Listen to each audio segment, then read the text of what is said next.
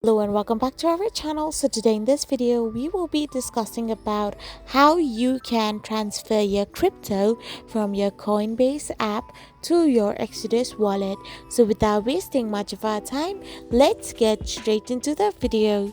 So first and foremost, to transfer your crypto or any BTC in your Exodus wallet from Coinbase, all you need to do is tap open your Coinbase app and then simply get signed in and tap on the send option. Once you go in send, you can find the two option where you need to simply type in or paste in the BTC address, which you can find by tapping on receive on your Exodus wallet.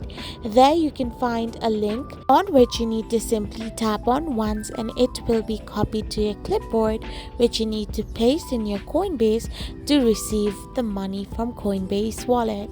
I hope you found this video helpful, so don't forget to hit that subscribe button and do give us a thumbs up. We will be back again with these informative videos.